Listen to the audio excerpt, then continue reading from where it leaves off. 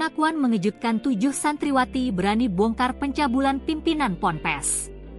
Seorang oknum pimpinan Yayasan Pondok Pesantren, Ponpes, di Lombok Barat, Nusa Tenggara Barat, NTB, berinisial AF dilaporkan ke polisi atas kasus kekerasan seksual terhadap para santriwatinya.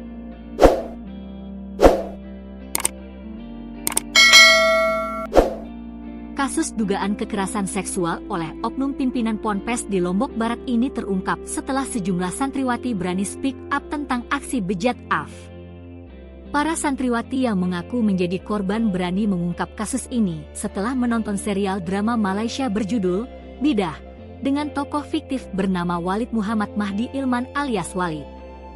Karena film Walid ini mereka berani untuk speak up, berbicara, kata perwakilan Koalisi Stop Anti Kekerasan Seksual NTB, Joko Jumadi, Senin, 21 April 2025, dilansir tribunlombok.com.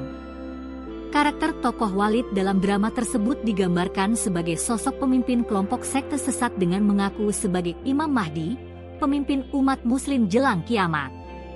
Selain itu, Walid juga memperdaya dan menyetubuhi para pengikutnya dengan dalih agama.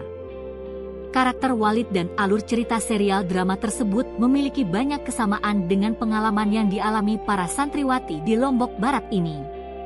Oleh karena itu, mereka melaporkan perbuatan AF ke Unit Perlindungan Perempuan dan Anak, PPA, Polresta Mataram.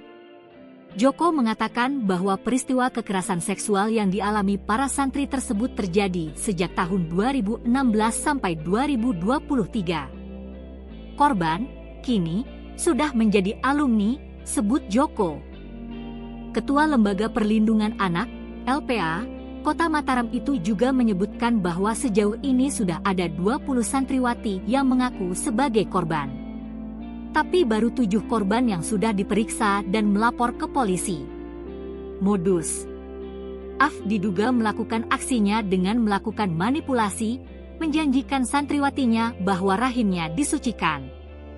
Pelaku diduga melakukan aksi bejatnya di sebuah ruangan pada malam hari. Kelak santriwati tersebut dijanjikan akan melahirkan anak yang menjadi seorang wali, ungkap Joko. Dari puluhan korban tersebut sebagian diantaranya sudah disetubuhi, sedangkan sebagian lainnya dicabuli. Artinya yang dicabuli ini tidak mau untuk disetubuhi, ucap Joko. Joko mengaku bahwa pihaknya melakukan klarifikasi kepada para korban setelah mendapatkan kabar tersebut. Para santriwati yang ditanya mengakui memang menjadi korban kekerasan seksual oleh pria paruh baya itu. Pihak Ponpes juga telah memberhentikan oknum tersebut sebagai pimpinan yayasan. Berita baiknya Ponpes cukup kooperatif. Setelah mendapatkan informasi Ponpes memberhentikan yang bersangkutan sebagai ketua yayasan, jelas Joko, dilansir tribunlombok.com. Menurut Joko, pihak kepolisian sudah memeriksa beberapa orang saksi korban dan telah melakukan olah tempat kejadian perkara, TKP. Joko menyatakan bahwa pihaknya sedang fokus melakukan pemulihan psikologi korban.